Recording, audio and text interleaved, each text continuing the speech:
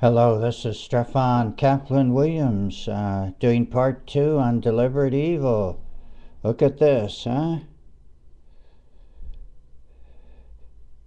Here we have what can be called the laughing Buddha or whatever. It's an artifact of a human condition. And okay, one way to deal with evil is to laugh at it, to laugh at the world, to disassociate from the good and the bad, from the destructive and the creative in life, huh? So, oh boy, I am centered because I laugh, because I'm able to laugh and not be involved, possessive. Oh, why get angry unless somehow I'm over involved with something, huh? Why make love or get jealous? You know that, boy, I lost that person, huh? To companion with. Well, the psychologists, some of us don't like meditators that much. Meditation, okay, for learning, centering, and some objectivity. But if you just meditate, and believe me, they've come to me because they couldn't handle their relational and psychological problems.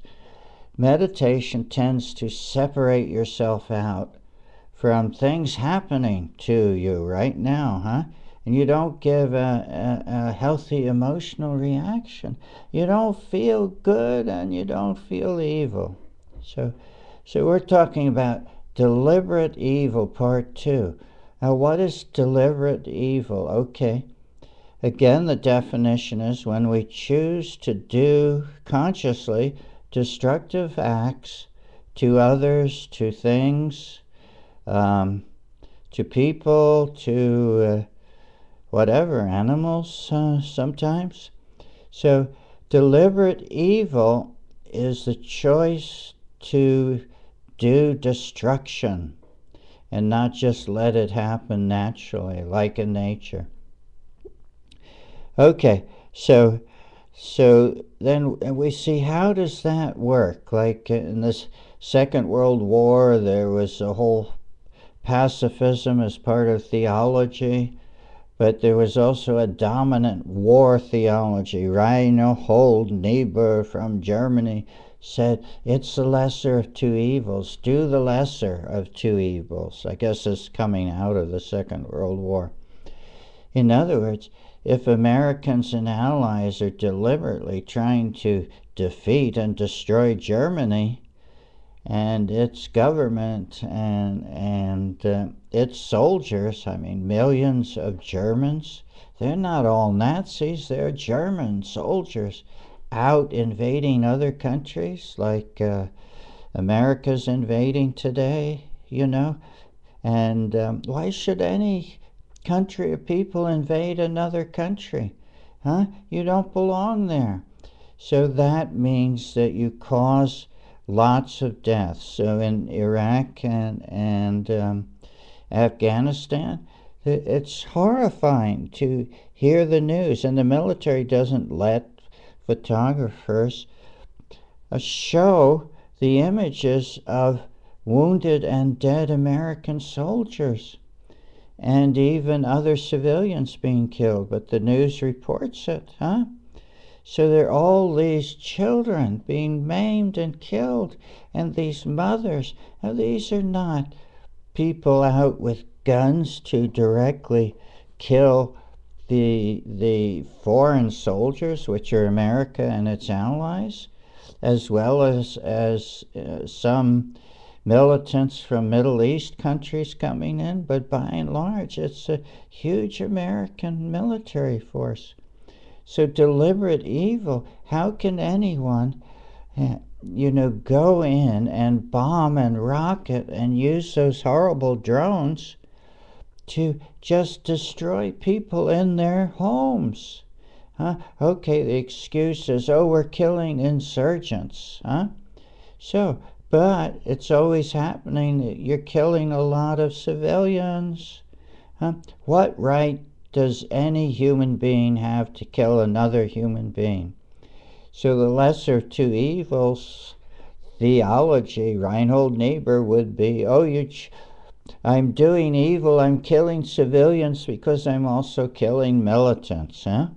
So that doesn't work, Reinhold Niebuhr, or all you militarists that want to kill, to bring peace. You want to go to war to bring peace. Doesn't work. The war causes war, huh? So, and think what it does psychologically to the people we hire to kill, or the other side hires or gets to kill. This horrible thing of people blowing themselves up with explosives to kill others. The whole thing is like crazy. So deliberate evil is being done. People are aware that they are killing. They're killing others. And they might try and justify it. Oh, it's the lesser of two evils. Huh? So, but on a more subtle level in our everyday lives, like I consulted to an organization and it came after 2 years of good work, they didn't want me anymore. Okay, that's fine, but it also questions some of the behavior there, and I don't go into it. I signed an agreement not to, of course, report who was doing this or air everything in public. But the outcome was that in a final meeting, we decided not to go after and kill each other. We made a negotiated settlement and compromise. That, to me, is the choice not to do evil. In other words, if both sides can decide, no, I don't want to just take revenge or use all my power and defeat my opponent, solve the conflict by defeating the adversary, and maybe you get defeated yourself. So when people choose not to do deliberate evil, okay, we have a natural conflict. There are conflicts among human beings, different ideas, circumstances, values, and so on.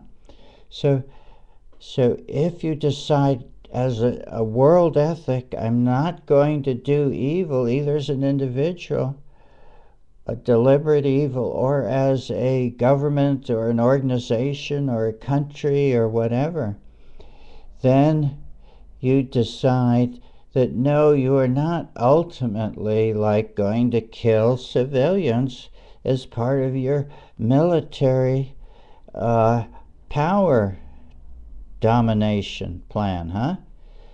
But you are going to stand up and end conflict. That raises a larger problem, like Gandhi, okay, used nonviolence and got the British out of India. But at the end of his life, the Arab religionists differed from the Hinduists. So it was a big split of Pakistan and India. And they were murdering each other in the streets. So Gandhi was upset, and he worked day and night to get these people reconciled. And then he was killed himself. Huh? So you don't defeat evil in this existence. You take a principled stand of how you deal with deliberate destructiveness in the world. That's the best I can do. So the question is, what is your stand in terms of deliberate destructiveness visited on you and visited on others? How can you and I make sure we don't go to the extreme of trying to destroy another person or their country or their values or whatever it is? I'll leave that for now on Deliberate Evil, the Strephon Kaplan-Williams.